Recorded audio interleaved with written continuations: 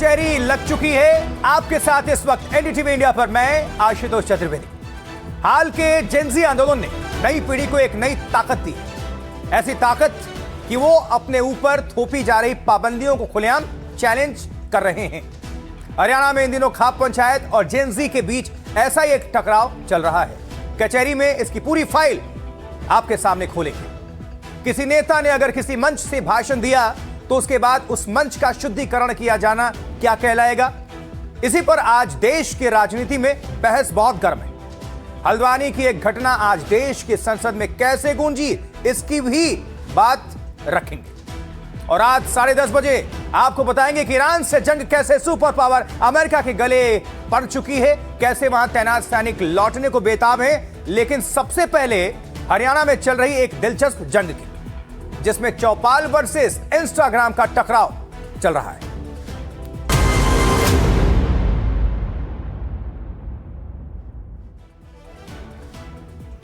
हरियाणा के जिंद में खाप पंचायत की चर्चा हो रही है इस वक्त, क्योंकि इस बार निशाना सीधे जेनजी कल्चर पर दिखाई दिया। खाप पंचायत से एक बयान निकला जिसमें बेटी के बाइक पर बैठने के तरीके से लेकर उसके मोबाइल चलाने पर सवाल हुए। दूसरी तरफ 25 खापों ने मिलकर साफ कह दिया, ना गंदे गाने बजेंगे, ना गन कल्चर चलेगा, और लिव इन रिलेशनशिप जैसे विदेशी कल्चर को तो समाज कतई बर्दाश्त नहीं करेगा, नहीं करेंगे एक्सेप्ट। लेकिन बड़ा सवाल यह है कि परंपरा और आधुनिकता की इस जंग में खापों के इन फरमानों को आज की जेनजी किस नजरिए से देख रही है? क्या जेनजी यह मैसेज दे रहा है कि अगर खाप पंचायतों को अपनी प्रासंगिकताएं बचाए रखनी है तो उन्हें अपने पुराने सॉफ्टवेयर को अपडेट करना होगा?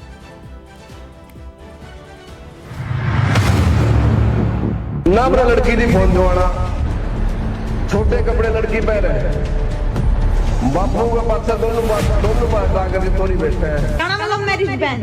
कोई भी छोरी मोटरसाइकिल पर अपने बापू के पाछे नहीं बैठेगी, छोरी फोन भी नहीं चलावेंगी। 4 बंदे आते हैं, मुंह उठा के कुछ भी बोल के चले जाते हैं खाप पंचायत के नाम पे। छोरियों को फोन नहीं देना, छोटे कपड़े नहीं पहनने, बाहर ज्यादा नहीं निकलना, और बाप की बाइक पे कैसे बैठना है ये भी ताऊ बताएं। छोटे कपड़े लड़की पहने, बापू के पास दोनों बात आकर के तोरी बैठे हैं। बापू नु कर दो, बापू नहीं थोड़ी तू बेटी घूम रहे हैं। सारे गामा में यो हाल है, स्टैंड लो। नामरा लड़की दी फोन दवाना। बेटी बाइक पर दोनों तरफ पैर फैलाकर नहीं बैठेगी, हाथ में मोबाइल होगा तो छीनकर तोड़ दिया जाएगा। सुनने में आपको लग सकता है कि यह किसी ऐसी फिल्म का डायलॉग होगा जहां लड़कियों को अभी भी रहने और जिंदगी जीने का ढंग पुरुषों की मर्जी से तय करना पड़ता हो, लेकिन यह फिल्मी नहीं, असलियत में हुआ। हरियाणा की एक खाप पंचायत में बयान दिया गया, रिकॉर्ड हुआ और फिर वायरल हो गया। छोटे कपड़े लड़की पहने। जनरेशन आफ्टर जनरेशन ये सेल्फ प्रोक्लेम्ड जो संस्कृति के रक्षक है ना हरियाणा की, ये हर साल कोई ना कोई ऐसी बात कर देते हैं कि लड़कियों को इस तरीके से खाना चाहिए, पीना चाहिए, बैठना चाहिए, सांस लेनी चाहिए। बापू के पास दोनों बात आकर के तोरी बैठे हैं। कौन सा पापा आके इनको ये बोल गया कि जी मेरी बेटी को समझाओ, वो मेरे पीछे पैर दोनों तरफ करके बैठती है, मुझे गलत फीलिंग आती है। हरियाणा की खाप पंचायत में हुई ऐसी टिप्पणी ने राज्य में एक नई वैचारिक जंग छेड़ दी है। लेकिन इस बार खाप के फरमानों के सामने न तो कोई सरकारी महकमा है, न कोई अदालत। इस बार सामने खड़ी है जेनजी, और मोबाइल स्क्रीन से निकला गुस्सा अब खापों के सॉफ्टवेयर पर सवाल उठा रहा है। राम राम ताऊ, धन्यवाद आपने हमारे बारे में इतना सब में सोचा है। बुढ़ापे में भी आप हमारे पे इतना ध्यान दे रहे हो। अरे धन्यवाद ताऊ, थारा कती दिल तो धन्यवाद। ये मम बिगड़ेंगी नहीं, मम अपने फ्यूचर में ध्यान देंगी, हमारे रेप भी ना हुए है ना। फोन ते तो हो रहा था सबकी में, मम मोटरसाइकिल पे बैठ जावे थी जाती हो रहा था है ना ताऊ। मतलब कोई इंसान आप सोचो कितनी ही बीमार और कितनी ही घटिया मानसिकता का होगा कि वो ऐसी बात बोल दे। ये वो मिसोजिनिस्टिक आदमी नहीं होते हैं जो बचपन से ही किसी औरत को प्रताड़ित होते हुए देखते हैं, फिर बड़े होके जब ये बाप बनते हैं तो इनकी गंदी विचारधारा और मानसिकता का शिकार बनते हैं इनकी बेटियां, इनकी बहुएं, इनकी पत्नियां, इनका पूरा खानदान। लेकिन क्या गुस्से की यही एक वजह है? पूरा मामला समझ लीजिए। जिंद के कंडेला और राम राय में लगी नौगाम खाप पंचायतों ने नशा गन कल्चर पर हुंकार भरी तो सबने स्वागत किया। कंडेला खाप के चबूतरे से हुंकार भरी गई कि गंदे गानों और गन कल्चर का प्रचार करने वालों का सामाजिक बहिष्कार होगा। ये जो गन कल्चर इसके बारे में जो भी पंचायत बुलाई थी, लिव इन रिलेशन और लव मैरिज के बारे में जो पंचायत बुलाई थी हमने, उसमें सभी खापों ने प्रस्ताव पास किया है, जिसमें ये कहा गया है कि भाई गंदा गाना, गंदा बोलना ये समाज के हित में नहीं है। इससे आने वाली पीढ़ियों पर बड़ा असर पड़ता है। जिन जिले की खापों ने यहाँ कंडेला से एक ओंकार भरी है, आजकल क्या हो रहा है कि ये लिव इन रिलेशन और लव मैरिज जो है ये बड़ा खतरनाक मुद्दा हो चुका है। तो इसके बारे में गंभीरता से विचार करे खापों ने। बात सिर्फ नशे या गन कल्चर तक सीमित रहती तो शायद समाज इसे एक सराहनीय कदम मानता। महापंचायत में कंगना रनौत के बयानों पर निंदा प्रस्ताव पास हुआ। बिजली कर्मचारियों की हड़ताल का समर्थन किया गया। ये जो गंद कल्चर है, गन कल्चर है, अगर कोई इनका दोषी पाएगा कोई, तो उसका सारे खापे इकट्ठे होकर सामाजिक बहिष्कार करेंगे।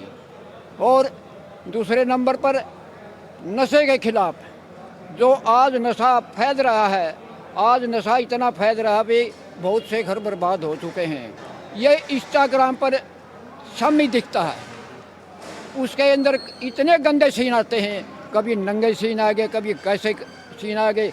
तो इन सीनों का हमारे बच्चों पर प्रतिकूल प्रभाव पड़ता है। लव मैरिज में सिर्फ और कुछ नहीं चाहते, बस सिर्फ माँ बाप की सहमति हो। नौगामा खाप की बैठक में भी ड्रग्स बताने वाले को 5,000 का इनाम जैसे फैसले तो हुए। इसी पंचायत में खाप सदस्य वीरेंद्र धुल का लड़की के बैठने और मोबाइल तोड़ने वाला बयान सवालों में आ गया।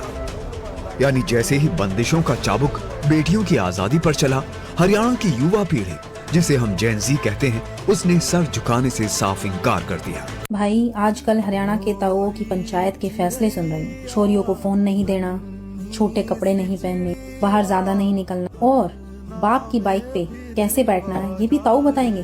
ताऊ आधार कार्ड भी दे दूं, बाकी सेटिंग भी आप ही कर दो, और कुछ बाकी रह गया हो तो वो भी बता दो। सांस लेने का भी टाइम टेबल बना दो, 7 से 9 अलाउड। खाप पंचायत वाले बंदे इतने प्राउडली ये चीज बोल पा रहे हैं या फिर ये रूल लागू कर पा रहे हैं, उनने कहीं ना कहीं बेरा है इस बात का कि भाई बहुत ज्यादा लोग हैं हरियाणा में जो इस चीज ने सपोर्ट करांगे। ठीक है, और इन चीजा पे क्यों नहीं बात होती। हम पढ़ता क्या था नहीं खत्म करते हरियाणा में। मैं लगाई बेचारी ईद इतना लंबा घूंघट कैद का, घूंघट नहीं होता तो डाठा में के खेता में काम करे हैं, धूप में है, ईद इतना पसीना आया रहा है उनकी तो था न कदी दया नहीं आती होगी कि ये। यही वो मोड़ था जहां से हरियाणा के अनुशासन और पितृ सत्तात्मक बंदिश के बीच की महीन रेखा टूटती नजर आई। जिस फोन को छीनने की बात खाप पंचायत कर रहे थे, उसी फोन को हरियाणा की बेटियों और युवाओं ने अपना सबसे बड़ा हथियार बना लिया। उसे होश में आया है ना, संस्कृति बचाने के नाम पर उसने सिर्फ औरतों पर पाबंदियां लगाई हैं, उनको प्रताड़ित किया है, उनकी टांग पकड़कर नीचे खींचा है। उसके बाद भी इनकी संस्कृति आज तक नहीं बची है। तो भाई साहब आप मेरी मानो, ये जो संस्कृति का ठेका है ना, ये औरतों से हटाकर जरा आदमियों पर शिफ्ट कर दो, तब शायद आपकी संस्कृति थोड़ी सी बच जाएगी। जी यू हमारा पहला कदम है संस्कृति न बचाने खातर, क्योंकि अगला कदम लेते ही ये शमशान घाट पहुंच जाएंगे। इनका कहना ये है कि दे फील रियली अनकंफर्टेबल जब वो रील्स देखते हैं जिसमें लड़कियों ने छोटे कपड़े पहन रखे हो, and if they are feeling uncomfortable while watching all this, तो तुम लोग अपना फोन बंद करो ना भाई। यहाँ एक बात समझने वाली है कि हरियाणा का सामाजिक ताना बाना और खाप पंचायतें, ये दोनों हमेशा से एक दूसरे के पूरक रहे हैं। कन्या भ्रूण हत्या के खिलाफ लड़ाई हो या समाज को दिशा देने की बात, खापों की अपनी एक ऐतिहासिक भूमिका रही है। लेकिन जब खाप के चबूतरे से ये तय होने लगे कि बेटी अपने पिता भाई के बाइक के पीछे कैसे बैठेगी या हाथ में फोन रखकर पढ़ेगी या बिगड़ेगी, तो सवाल उठना लाजमी है।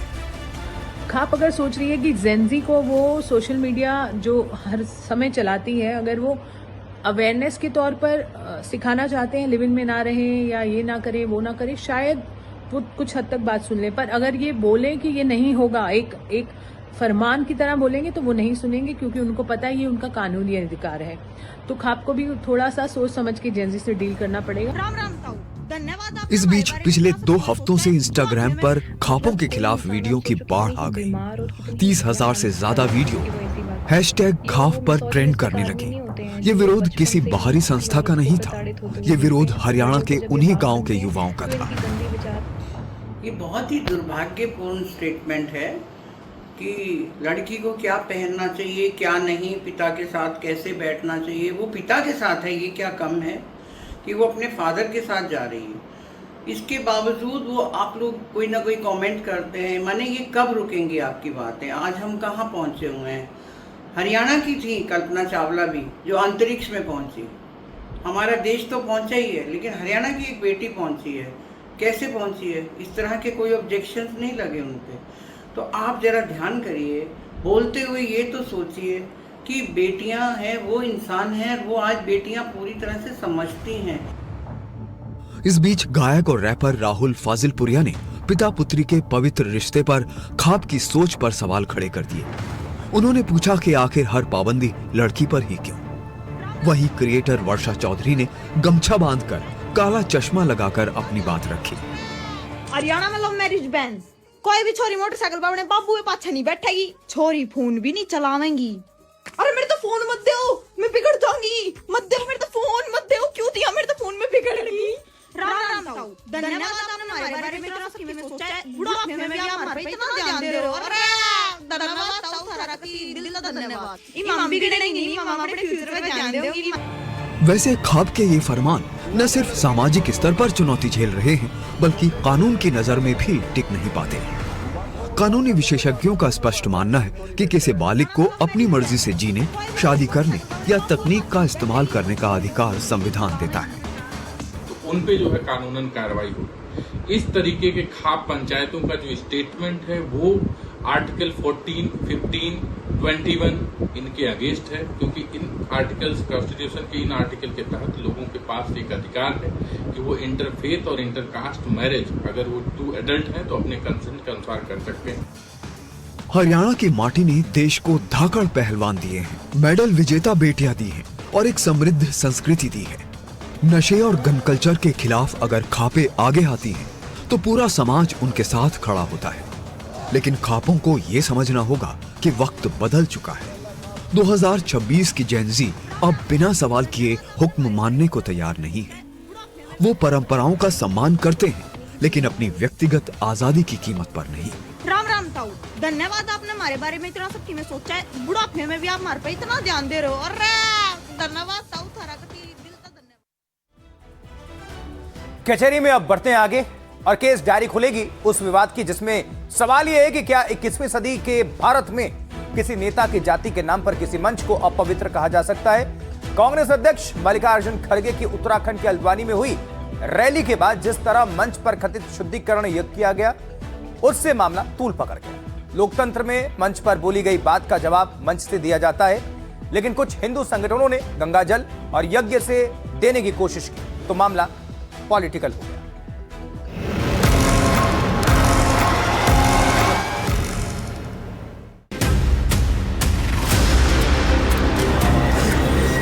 अरे देशभक्त तो असल हम हैं, तुम सब भगोड़े हैं। ऐसे व्यक्ति को यहाँ पे बुलाना, मंच पे स्थान देना, इससे हिंदू आस्था को ठेस पहुँचती है। बीजेपी के लोग सब मिलके आयन करके उस स्टेज का शुद्धिकरण करने का काम किए। इस तरह की एक्टिविटी को भारतीय जनता पार्टी कभी भी सब्सक्राइब नहीं करती है। मैं भर्त्सना करता हूँ। जिस मंच से कांग्रेस अध्यक्ष मल्लिकार्जुन खड़गे ने रैली को संबोधित किया, उनके जाने के बाद उसी मंच को अपवित्र बताकर हिंदूवादी संगठनों ने उसका शुद्धिकरण किया। वहां हवन किया गया।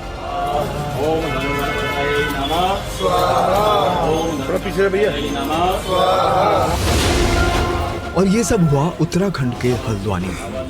ये कौन लोग थे? उन्होंने ऐसा क्यों किया?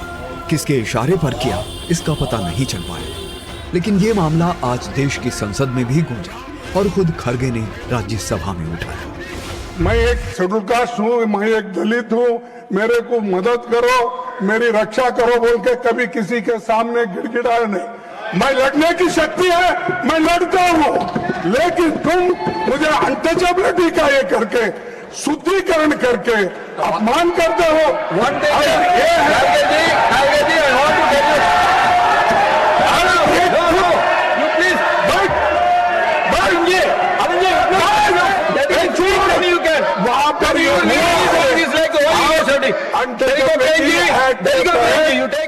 रजिस्टर करो, अरेस्ट करो, पुलिस स्टेशन। ये 8 अगस्त का वाकया है जब कांग्रेस अध्यक्ष मल्लिकार्जुन खड़गे उत्तराखंड के हल्द्वानी में रामलीला मैदान में अपनी पार्टी की रैली में गए थे और 2 दिन बाद ही कुछ हिंदूवादी संगठनों ने मंच को गंगा जल से धुलवा दिया। लेकिन अब मामला सिर्फ हल्द्वानी तक सीमित नहीं रह गया है। ये अनुसूचित जाति से ताल्लुक रखने वाले नेता के अपमान का मामला बन गया है। सोचिए, ये सब उस नेता के साथ हुआ जो कि राज्यसभा में नेता विपक्ष है, जो यूपीए सरकार में केंद्रीय मंत्री रह चुके हैं, जो 2 बार लोकसभा सांसद और 2 बार राज्यसभा सांसद रहे, जो 10 बार के विधायक रह चुके हैं। यानी खड़गे एक प्रमुख राजनीतिक हस्ती हैं, लेकिन इसके बावजूद उन्हें इस तरह की सिचुएशन का सामना करना पड़ा। ये इनकी जो एकदम मतलब ये जो मानसिकता है उसका प्रदर्शन है कि बीजेपी की विचारधारा क्या है, आरएसएस की विचारधारा क्या है। इसका खंडन होना चाहिए, प्रधानमंत्री जी को इसका खंडन करना चाहिए और माफी मांगनी चाहिए। दलित नेता के अपमान का ये मुद्दा ऐसे समय में तूल पकड़ रहा है जब यूपी समेत 5 राज्यों में चुनाव अब कुछ ही महीने दूर है। इन राज्यों में अनुसूचित जाति की आबादी इतनी ज्यादा है कि कोई उन्हें नजरअंदाज नहीं कर सकता। उत्तर प्रदेश में दलित समुदाय राज्य की कुल आबादी का करीब 21% है। यूपी की 403 विधानसभा सीटों में से 84 सीटें अनुसूचित जाति के लिए आरक्षित हैं। पंजाब में अनुसूचित जाति की आबादी करीब 32% है। ये भारत के किसी भी राज्य में सबसे ज्यादा है। पंजाब की अनुसूचित जाति के वोटर 30 सीटों पर अच्छा प्रभाव रखते हैं। वहीं चुनावी राज्य उत्तराखंड में अनुसूचित जाति की आबादी लगभग 19% है। शायद इसीलिए मौके की नजाकत को भांपते हुए राज्यसभा में सत्ता पक्ष के नेता जेपी नड्डा ने सदन में ही कह दिया कि वो इस घटना की भर्त्सना करते हैं। मैं भर्त्सना करता हूं। साथ ही ये भी कह दिया कि ये हरकत बीजेपी कार्यकर्ताओं ने नहीं की। ये सच में बहुत ही दुखदाई विषय है और ये दुखदाई सिर्फ कांग्रेस पार्टी के लिए नहीं, ये दुखदाई हम सब के लिए है।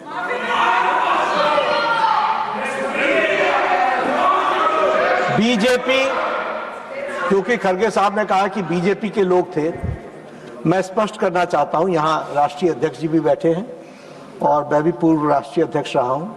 BJP does not subscribe to such activities, never. जो भी बात हुई है उसकी तहकीकात जरूर होगी, लेकिन मैं स्पष्ट करना चाहता हूं, इस तरह की एक्टिविटी को भारतीय जनता पार्टी कभी भी सब्सक्राइब नहीं करती है। मैं भर्त्सना करता हूं। अब जरा उन लोगों के बयान आपको सुनाते हैं जिन्होंने हल्द्वानी में शुद्धिकरण यज्ञ करवाया। उनका दावा है कि कांग्रेस के मंच से जो कहा गया उससे रामलीला मंच की पवित्रता भंग हुई। मंच से ऐसे नारे लगाए गए जो यहाँ नहीं लगाने चाहिए थे। ऐसे व्यक्ति को यहाँ पे बुलाना, मंच पे स्थान देना, इससे हिंदू आस्था को ठेस पहुँचती है एवं इस स्थान की पवित्रता भंग होती है। बीजेपी ने हवन और शुद्धिकरण वाले आयोजन में भले ही अपने कार्यकर्ताओं के शामिल होने से इनकार कर दिया हो, लेकिन कांग्रेस का दावा है कि बीजेपी के ही कार्यकर्ता थे। चेयरमैन ने जो स्थिति उससे संतुष्ट की कार्रवाई होनी चाहिए, वरना बीजेपी वो कह रहे थे वह केस करता। अरे क्षमा मांगनी तो निंदनीय, संविधान के खिलाफ है, कानून में पड़ा। त्रिवेंद्र सिंह रावत ने कहा कि इसमें बीजेपी के कार्यकर्ता शामिल नहीं थे। फोटो ये बीजेपी की सामंती सोच का ये परिणति है। ये पहली बार नहीं हुआ। आदरणीय अखिलेश यादव जी ने जिस मुख्यमंत्री आवास को खाली किया, तो ये जो सामंती सोच के एक जाति विशेष के प्रति अनुराग रखने वाले, अन्य सभी जातियों से नफरत रखने वाले जो उत्तर प्रदेश के माननीय मुख्यमंत्री जी हैं, इन्होंने हमारे जो राष्ट्रीय अध्यक्ष जी ने खाली किया था मुख्यमंत्री आवास, उसको गंगा जल से धुलवाया। ये घटना केंद्र सरकार में बीजेपी की सहयोगियों को भी नागवार गुजरी है। केंद्रीय मंत्री चिराग पासवान ने भी इस घटना की निंदा की। उन्होंने कह दिया कि राज्य सरकार को इस मामले में एक्शन लेना चाहिए। देखिए, मुझे नहीं पता कि ऐसा हुआ कि नहीं हुआ, पर अगर लीडर ऑफ ऑपोजिशन है वो राज्यसभा में देश की सबसे बड़ी विपक्ष पार्टी के वो राष्ट्रीय अध्यक्ष हैं। अगर उन्होंने ऐसी चिंता जाहिर की है तो ये ज़रूर चिंता का विषय है। और आज भी हकीकत है और अफसोस की बात यही है कि आज भी कई बार ऐसे उदाहरण सामने आते हैं जहां दलित पृष्ठभूमि होने की वजह से आपके साथ भेदभाव किया जाता है। दरअसल सवाल सिर्फ एक मंच को गंगाजल से धोने का नहीं है। सवाल ये भी है कि क्या 21वीं सदी के भारत में किसी नेता की जाति के नाम पर किसी मंच को अपवित्र कहा जा सकता है? सवाल उस सोच का है जो आज भी इंसान को उसके नाम, जाति और पहचान से तौलती है। राजनीति में विरोध हो सकता है, विचारों से असहमति हो सकती है, नारों पर आपत्ति हो सकती है, लेकिन किसी व्यक्ति की जाति को उसके सम्मान से जोड़ देना लोकतंत्र के लिए बेहद खतरनाक संकेत है।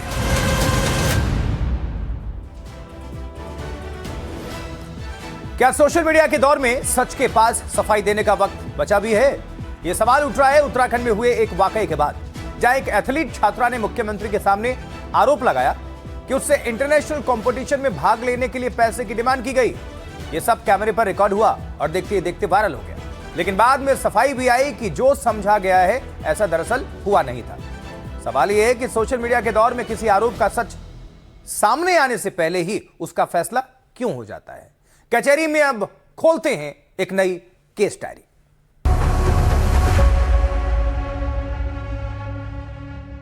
मैं अभी जम्मू गई थी ताइक्वांडो का नेशनल खेलने। सर वहाँ पे मेरा गोल्ड मेडल आया था। वहाँ से मेरा इंटरनेशनल के लिए सिलेक्शन हुआ था सर, लेकिन वहाँ पे पैसे मांग रहे थे। इंटरनेशनल के लिए सिलेक्शन हुआ था, वहाँ पे पैसे मांग रहे थे मुझे 1.5 लाख, तो जिसकी वजह से मैं इंटरनेशनल खेलने नहीं जा सकी। उत्तराखंड के मुख्यमंत्री पुष्कर सिंह धामी के सामने अपनी शिकायत रखकर खलबली मचा देने वाली ये छात्रा सोशल मीडिया पर सुपर वायरल है। ये उस वक्त का वाकया है जब सीएम धामी युवा संवाद कार्यक्रम कर रहे थे और स्कूली बच्चों से मुखातिब थे। तभी इस छात्रा ने कह दिया कि उससे इंटरनेशनल खेलने के लिए 1.5 लाख रुपए मांगे गए। सर लेकिन वहाँ पे पैसे मांग रहे थे, इंटरनेशनल के लिए सिलेक्शन हुआ था, वहाँ पे पैसे मांग रहे थे मुझे 1.5 लाख। छात्रा के ये बोलते ही हॉल में अचानक गहरा सन्नाटा पसर गया। मुख्यमंत्री धामी भी अपने किसी अधिकारी को सिर्फ इतना ही कह पाए कि ये मैटर दिखवा दें।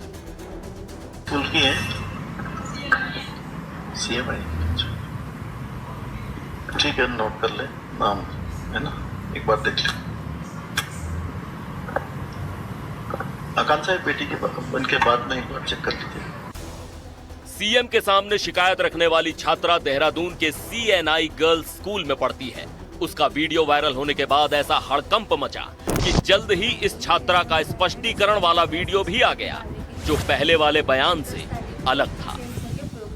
मैं नेशनल खेलने जम्मू में गई थी, जहाँ पे मेरा इंटरनेशनल के लिए सिलेक्शन हो गया था रोमानिया में क्वानकिडो का, जहाँ से मुझे फेडरेशन 1,70,000 रुपये दे रही थी। बाकी का खर्चा मुझे करना था और बाकी मैंने स्कूल में किसी को बताया नहीं या किसी को भी बताया नहीं, जिसके कारण मैं नहीं जा सकी। लेकिन जब तक इस छात्रा की सफाई आती तब तक बात बहुत दूर तक चली गई थी। इसके बाद एनडीटीवी इंडिया की टीम इस छात्रा को ढूंढते हुए उसके स्कूल पहुंची।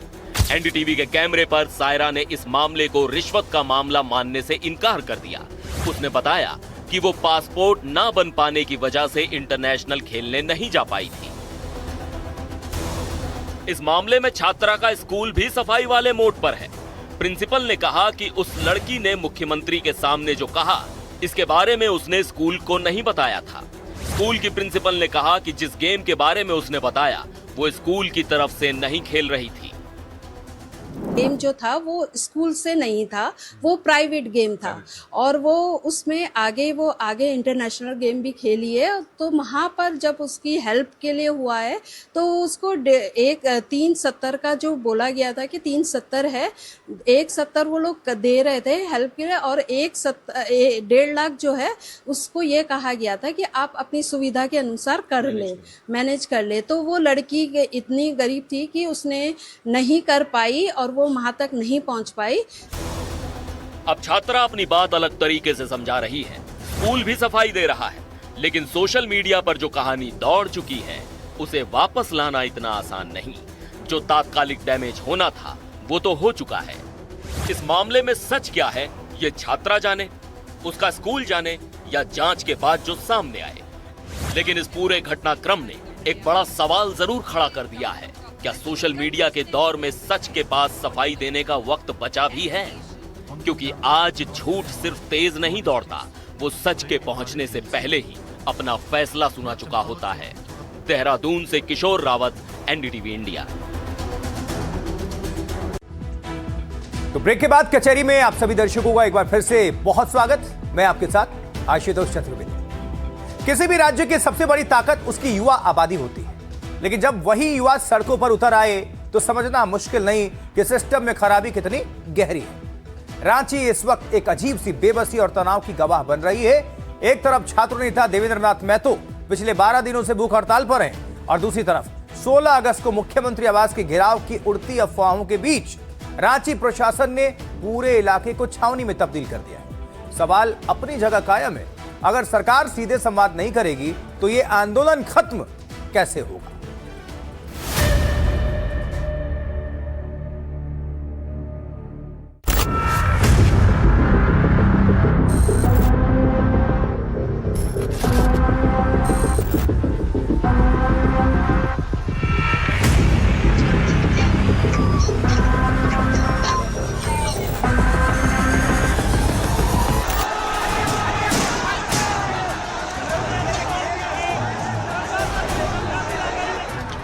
दिन 6 दौर की बातचीत और नतीजा शून्य।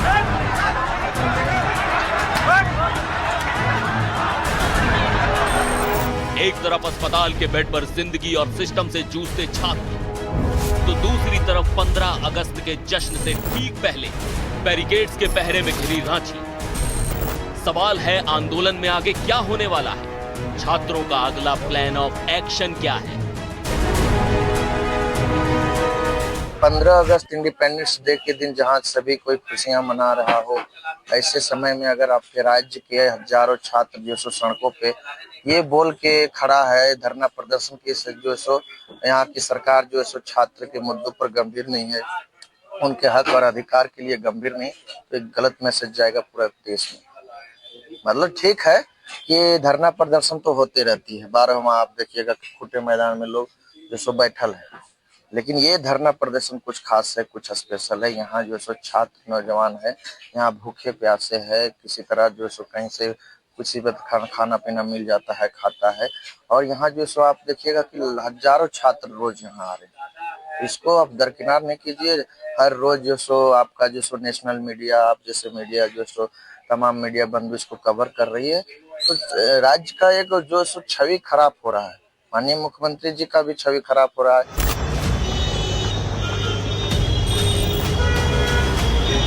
यानी छात्र अब भी चाहते हैं कि सरकार से सीधा संवाद स्थापित हो, संवाद की प्रक्रिया जारी रहे और उनकी मांगों पर संजीदगी से विचार हो, इसे माना जाए।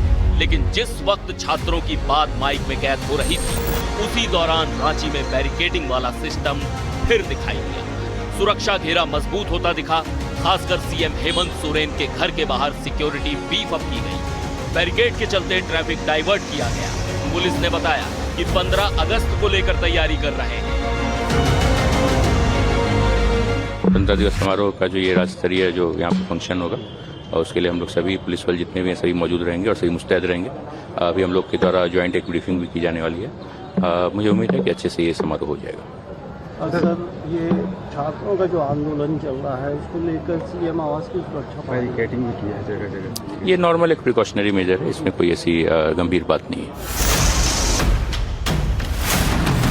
पुलिस प्रशासन इसे नॉर्मल बंदोबस्त बता रहा है, लेकिन क्या वाकई ऐसा है? क्योंकि इस तरह की बातें सामने आई कि छात्र 10 अगस्त वाली विधानसभा चलो की कॉल के बाद लास्ट रिजॉर्ट के तौर पर सीएम सोरेन के आवास का घेराव कर सकते हैं। तो क्या ये तैयारी इस बारे में है? क्या छात्रों ने फाइनल फैसला ले लिया या प्लान कुछ और है? अभी तक इस प्रकार का कोई भी ऑफिशियल अनाउंसमेंट हम लोगों के साथ नहीं है, या अगर कोई खबर फैलाई जा रही है तो बिल्कुल भ्रामक है। हम जो ऑफिशियल जो हमारा जेपीएससी जैसे रिफॉर्म मंच है, इसके द्वारा अभी तक ऐसा कोई कॉल नहीं लिया गया। अब इस संदर्भ में हम लोगों के पास तो कोई जानकारी है नहीं, लेकिन हम लोगों का स्टांस बिल्कुल क्लियर है। अभी हमारी ऐसी कोई घोषणा नहीं है। बिना आग धुआं नहीं निकलता। छात्र कह रहे हैं कि वो सीएम हाउस का घेराव नहीं करने वाले, लेकिन सिक्योरिटी तो टाइट हो गई। तो क्या राज्य सरकार को कोई इनपुट मिला है? 16 अगस्त को कुछ बड़ा होने वाला है। वैसे बात सिर्फ एक पेपर लीक की नहीं, बात पूरे सिस्टम में दीमक की तरह फैले भ्रष्टाचार की है। यही वजह है कि जेपीएससी जेएसएससी सुधार मंच के बैनर तले झारखंड का युवा पीछे हटने को तैयार नहीं है। सीबीआई जांच कीजिए, बेहतर झारखंड विकास के लिए। देखिए, छात्र आक्रोशित है, जहां तहां छात्र बोल रहे हैं, लेकिन हम लोग अभी इंतजार कर रहे हैं माननीय मुख्यमंत्री जी का, झारखंड सरकार का, कि हमारी पक्ष में जो है सो हमारी जो भी मांग है उस पर गंभीर पे जरूर हम लोग से बहुत जल्द वो वार्ता करेंगे। 16 अगस्त का जो है सो हम लोग का जो सो जेपीएससी जेएसएससी रिफॉर्म्स मंच के द्वारा अभी ऑफिशियल अनाउंसमेंट नहीं हुआ है। स्वतंत्रता दिवस से ठीक पहले रांची का माहौल बेहद संवेदनशील है। 10 अगस्त को विधानसभा घेराव के बाद हुए बवाल, लाठीचार्ज और 14 पुलिसकर्मियों के घायल होने के बाद प्रशासन बेहद सख्त है। पुलिस ने 300 अज्ञात लोगों के खिलाफ केस दर्ज किया है और सीसीटीवी खंगाले जा रहे हैं, लेकिन सुरक्षा के नाम पर आम जनता को बंधक बना देने की इस नीति पर अब राजनीति भी गर्मा गई। अगर आप साफ सुथरा है तो आपको यकीन और सीजीआई देने में क्या आपत्ति है? अगर सरकार की कोई संलिप्तता नहीं है तो सरकार को तत्काल, अन्यथा झारखंड की जनता समझेगी कि दोनों परीक्षा में कहीं न कहीं सरकार के शिस्त बैठेंगे राजनेता 9 का की संलिप्तता कहीं न कहीं है। हठधर्मिता नहीं लानी होगी। सरकार भी झुकने को तैयार है, झुकी भी, कई एक मांगे मान ली गई। थोड़ा 2 कदम आप भी चलिए, इस राज्य की बेहतरी के लिए कुछ कदम उठाइए। आप पर बहुत जवाबदेही है। आज जेन जी जनरेशन, जिनके लोग आज आंदोलित हैं, क्या कुछ हो रहा है देश में, वो लोग भी अनभिज्ञ थोड़े ही हैं। इस आंदोलन का सबसे भावुक और संवेदनशील पहलू है अस्पताल के बेड पर जारी संघर्ष। 12 दिनों से अनशन पर बैठे जेएलकेएम नेता देवेंद्र नाथ महतो की तबीयत बिगड़ने के बाद उन्हें सदर अस्पताल में भर्ती कराया गया है। जो स्टेडियम में भूख हड़ताल पर हैं, उनका मेडिकल चेकअप भी हो रहा है, लेकिन छात्रों का आरोप है कि प्रशासन उनके हेल्थ अपडेट्स को छिपा रहा है और किसी को उनसे मिलने नहीं दे रहा। We want action. और हमारे अगुआ हैं देवेंद्र नाथ महतो जी, और उनको कस्टडी में ले लिया गया है। वो हॉस्पिटल में है, उनकी तबीयत बिल्कुल ठीक है, उनकी रिपोर्ट बिल्कुल ठीक है। वो बोल रहे हैं हमें किसी तरह का कोई दिक्कत नहीं। अगर ये बात हो गई देश की, और अब अंतर्राष्ट्रीय मुद्दों पर कचहरी। ईरान जंग के बीच एक बार फिर से बयानों और मीम्स का नया दौर शुरू हो चुका है। राष्ट्रपति डोनाल्ड ट्रंप का दावा है कि होर्मुज पर अमेरिका का टोटल कंट्रोल है, लेकिन इस जुबानी जंग के बीच समंदर में तैर रहे अमेरिकी aircraft carrier USS Abraham Lincoln से आई बदतर हालातों और जवानों के मेंटल ब्रेकडाउन की खबरों ने वॉशिंगटन की नींद उड़ा दी है। क्या वाकई डोनाल्ड ट्रंप के जवान युद्ध छोड़कर ना चाहते? इसे लेकर अमेरिकी सांसदों ने ट्रंप से क्या कहा, किस तरह की बातें लिखी, अब कचहरी में इसकी पेशी।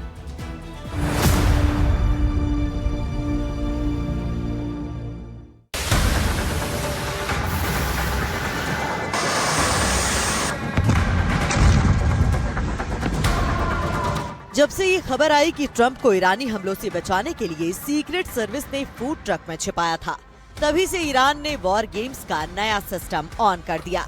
एक बार फिर वीडियो और मीम्स के जरिए ट्रंप पर तंज कसे जाने लगे। एक फूड ट्रक के अंदर लेगो का खिलौना, मैकडॉनल्ड्स के फ्राई के बीच छिपे अमेरिकी राष्ट्रपति और फूड ट्रॉली में सिमटे सुपर पावर के राष्ट्राध्यक्ष।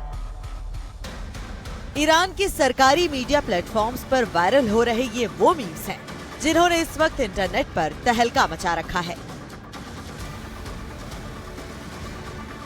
तुर्की के नाटो सम्मेलन के दौरान ट्रंप को एक कैटरिंग ट्रक में छिपाकर चुपचाप निकाले जाने की खबरों पर तेहरान की सरकारी एजेंसी मीजान और दक्षिण अफ्रीका में ईरानी दूतावास ने तंज कसा है, या कैटरिंग ट्रक में छिपा कायर।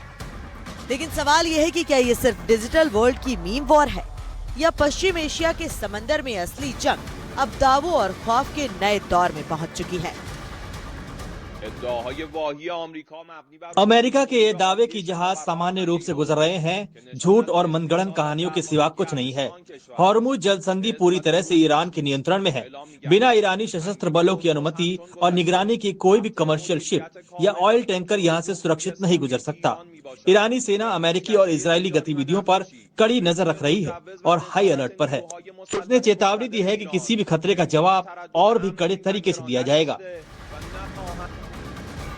दरअसल ईरान को ये बयान इसलिए देना पड़ा क्योंकि पश्चिम एशिया में जारी जंग के बीच ग्लोबल एनर्जी सप्लाई की रीढ़ कही जाने वाली हॉर्मुज की जल संधि पर कब्जे की होड़ तेज हो गई है। अमेरिकी राष्ट्रपति डोनाल्ड ट्रंप ने सोशल मीडिया पर ऐलान किया कि अमेरिका ने हॉर्मुज पर टोटल कंट्रोल कर लिया है। उन्होंने कहा, हमारी नौसैनिक नाकेबंदी को सब स्टील की दीवार कह रहे हैं और ईरान इसमें कुछ नहीं कर सकता। I don't trust Iran. Why? Are you saying I trust Iran? I'm the last person to trust Iran. They've lied to me constantly. We have total control over the Hormuz Strait right now. They don't have control. We have total control. We own it. And at some point maybe they'll do something and then they get blown away. But we right now we're in a very... एक तरफ दावों और बयानों की ये जंग है तो दूसरी तरफ समंदर में 250 दिनों से बिना जमीन देखे तैर रहा अमेरिकी नौसेना का गौरव यूएसएस अब्राहम लिंकन। मई में इसका मिशन खत्म होना था, लेकिन ईरान युद्ध के चलते इसकी तैनाती बार बार बढ़ाई गई। नेवी टाइम्स की रिपोर्ट के मुताबिक 5000 अमेरिकी नौसैनिक और मरीन इस वक्त इतिहास के सबसे बड़े मानसिक और शारीरिक अवसाद से गुजर रहे हैं। लगातार बढ़ते तनाव के चलते जहाज से 6 नौसैनिकों ने समंदर में छलांग लगाकर आत्महत्या करने की कोशिश की। अमेरिकी सांसद माइक लेविन के मुताबिक जहाज पर रहने के हालात नरक से भी बदतर हैं। जब इन बदतर हालातों की रिपोर्ट अमेरिकी मीडिया में आई तो पेंटागन के रक्षा मंत्री पीट हेग्सेथ ने इसे फेक न्यूज करार देकर पल्ला झाड़ने की कोशिश की, लेकिन इस पर अमेरिकी संसद में भूचाल आ गया। कई सांसदों ने इस खबर को पोस्ट करना शुरू कर दिया है और शायद वो ट्रंप को बताना चाहते हैं कि युद्ध में बंदूकें और मिसाइलें कितनी भी अत्याधुनिक क्यों ना हो, उन्हें चलाने वाले इंसान के हौसले से ही जंग का रुख तय होता है। और कुछ सांसद ये तक कहने लग गए कि अमेरिका इस जंग में ईरान से काफी पीछे रह गया।